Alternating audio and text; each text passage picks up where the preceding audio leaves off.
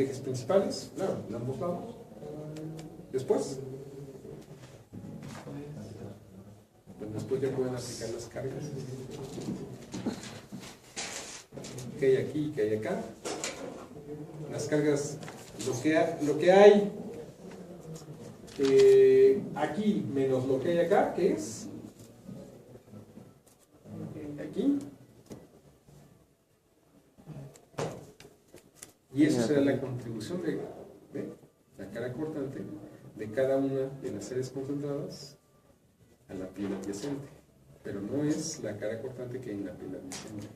Para eso tienen que empezar por algún lado que consideran que es cero y suman todas las contribuciones de las cargas cortantes hasta ese punto. ¿Sí estamos de acuerdo? Para eso ustedes tienen que analizar hacia dónde van los flujos de corte. Porque ustedes van a obtener las contribuciones de los flujos de corte en dirección de X. Pero ustedes tienen que sacar para dónde van estas componentes. ¿Sí estamos de acuerdo? ¿Sí? Bueno, trátenlo de hacer. ¿Sale? Bueno, tenemos que el flujo de corte está dado por... Bueno, el flujo de corte está dado por... Está en función de Fx, bueno, Fz y Fy. En este caso tenemos que... No tenemos... Bueno, tienen dos maneras. Tenemos dos maneras. Ah, bueno. Revisen ahí sus deducciones. Llegamos de dos maneras. Hasta le hice una esquemita. Justamente les está hablando de lo que está aquí, de lo que está acá. Y lo pusimos primero de manera incremental. Y después decimos que el incremento de X tiende a cero y sacamos una derivada. Bueno, de todas maneras saben que la derivada del momento es ¿qué? Es el de la fuerza. Delta M en delta X es La fuerza. La fuerza. O sea, tienen muchas maneras de llegar a lo mismo. ¿Sí estamos de acuerdo? Bueno, trátenlo de hacer, ¿sí? ¿Sí? Bueno, resumiendo, entonces sacamos centroide. Aplicamos centroide. Luego... Bueno, lo que pasa es que ustedes tienen que aplicar esas ecuaciones. Con esas ecuaciones ustedes pueden calcular la carga axial y la contribución de cada una de las áreas a la carga cortante. Pero esas ecuaciones les sirven estando en los ejes principales. Ustedes no están en los ejes principales. No tienen que poner todo en los ejes principales. Para eso requieren de ubicar el centro de la... Y para eso requieren también de ubicar cuál es la rotación que necesitan para encontrar los ejes principales. Y después de eso, pues transformar todos los vectores de posición de esas áreas concentradas en el sistema de ejes principales. Estamos en la X, vamos a calcular aisladamente la B no le va a afectar a ella. No, pues ya tienen las cargas en cada una de las secciones. La rigidez en posición también cambia. El movimiento de inercia lo calculamos con respecto a un centro. Claro, porque eso es como si ya hubiera yo discretizado. Entonces quiere decir que esta área concentrada le está imprimiendo a esta piel o a esta acá. Contribuye, o sea, esta está añadiendo una carga cortante además de la que ya tenía. ¿Sí estamos de acuerdo? Ya depende del sentido. Por ejemplo, donde se para la... Ya dependería si está contribuyendo hacia la 7 o hacia la 5. Bueno, es que acuérdense que ustedes empiezan en un lugar y en ese lugar ustedes deben de saber hacia dónde va el flujo de corte. Como no lo saben porque es una sección cerrada, ustedes lo que hacen es partir. ¿Sí estamos de acuerdo? Entonces ya a partir de ese borde, originalmente están considerando que ahí es cero, entonces ya pueden saber hacia dónde va el flujo de corte. Por ejemplo, yo podría partir en el 8 y ya de... Más bien no del punto 8, pero de 8 y 9, o 9 y 10, o 19. En alguno de estos segmentos puedes partir. Considera que ese segmento tiene un flujo de corte cero inicialmente. ¿Sí? ¿Dudas? Para encontrar la rigidez en flexión, que sería el producto de E por un momento inercia en Y, sería el primer, ya después de encontrar los ejes principales, calcular el momento de inercia en Y, pero en base a esos, las coordenadas del eje principal. Claro, o sea, ustedes pueden usar dos métodos. O sea, si ustedes ya tienen los momentos de inercia en unos ejes centroidales que no son los principales y tienen la rotación, pues pueden usar la matriz de transformación que acabamos de ver. Y entonces calculan los momentos de inercia en los ejes principales. ¿Sí? Entonces, nada más, bueno, ya después sería el producto, obviamente. La otra es que ya teniendo todo en el sistema de ejes principales, calculo los momentos y productos de inercia. Ajá. Yo les recomiendo que los calculen de ambos lados, para así ustedes ya saben si les da cero o si no les da cero. Que sería la comprobación que están en los ejes principales. Sí. Y por ejemplo, ahí teniendo la contribución de cada área concentrada al flujo de corte, y ahí como calculo el momento generado por todos los flujos. Pues es que eso, Sería como regresando después a la fuerza y luego. vamos a ver, el compañero dice, bueno, ¿cómo calculo el momento? Porque tú me estás diciendo que tengo que calcular el momento. Vamos a suponer que yo tengo aquí, este va a ser mi flujo de corte. ¿Sí estamos de acuerdo? En este incremento de delta C. ¿Cómo le hago? Una distancia. La fuerza, bueno, es una. ¿Lo puedo consultar en los Se supone extremos que o en el es- centro, no? Es una fuerza Un poco más sencillo, vamos a suponer que tenemos esta. Aquí es recto. Y aquí quieren calcular el momento que produce esta aquí. es la distancia. Con la integrante La Q multiplicada por la distancia que hay del punto.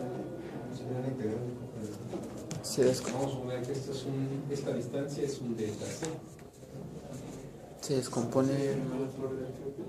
Q por delta C sería la fuerza que se está aplicando aquí. Sí. La fuerza cortante. Esta fuerza cortante la multiplico por quién? Por la distancia. Por esta distancia, pero esta distancia perpendicular. ¿Sí estamos de acuerdo? O sea, esta distancia. ¿Estamos de acuerdo? O sea, el momento va a ser igual a qué? Q por delta C.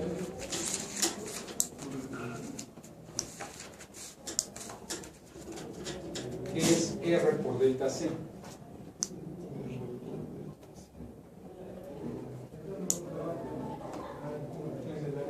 ¿Cuál es el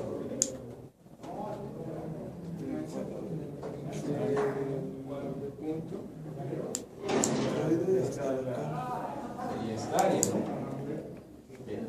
Esa la puedo sustituir por el área sectorial que tiene este elemento está aquí. ¿Cuánto es esta área sectorial? R por delta C, ¿entre qué? Medio. ¿Sí estamos de acuerdo? O sea, quiere decir que 2 veces el área sectorial es igual a R por delta C, o sea, esto. Quiere decir que el momento producido por este flujo de corte es ¿qué?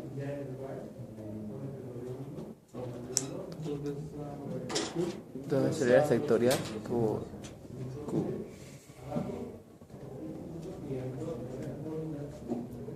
O sea, si ustedes tienen cualquier, bueno, aquí la cuestión es que si ustedes aplican momento de torsión a una sección de pared delgada, de cualquier forma que tenga, se considera que la distribución del flujo de corte, o sea, la carga cortante por unidad de longitud, es uniforme. Ajá. Y eso va a depender del área sectorial. ¿Sí? El área sectorial, digamos, es como el área que hay. Ustedes tienen una sección como esta. Bueno, pues entonces quiere decir que toda esta es el área sectorial de esta sección cerrada. Pero si yo tomo un pedacito de esta,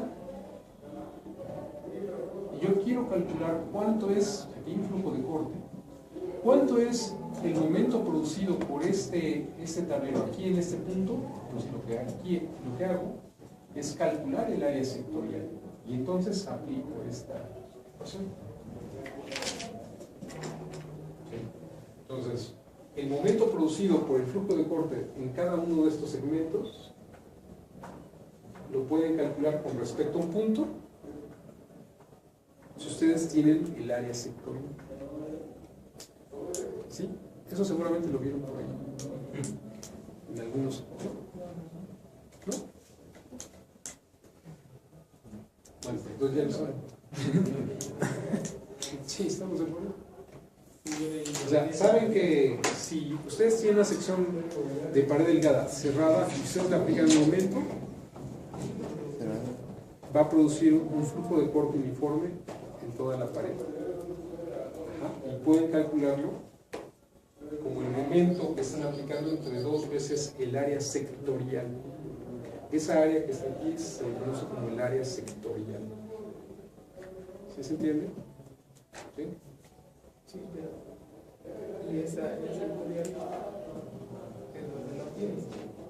Pues, si tú tienes aquí, tú lo que quieres calcular es sí, porque tú necesitas un sistema de ejes centroidales. O sea, quiere decir, ¿cuánto va a ser el área sectorial de este segmento? Pues este. ¿Sí estamos de acuerdo? Obviamente, el área sectorial de toda esta sección transversal, pues es la suma de todas las áreas sectoriales de cada uno de los segmentos. ¿Sí estamos de acuerdo? ¿Sí?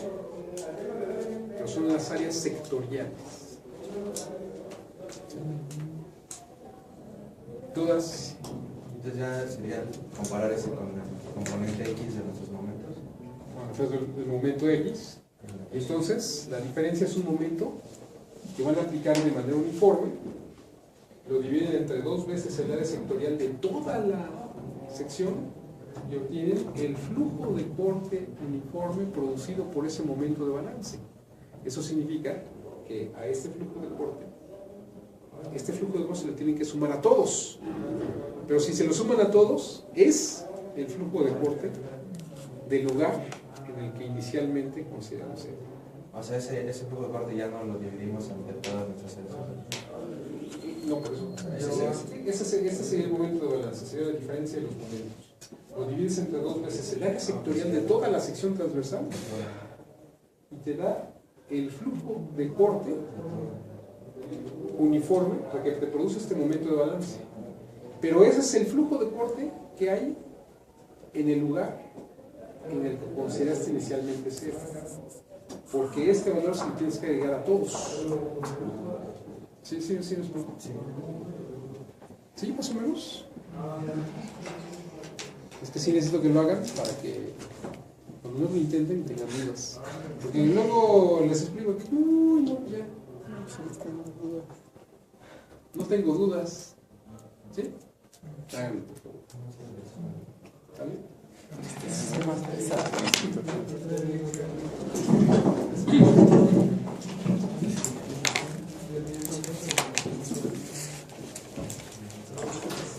Oye, Marisol, mi cable.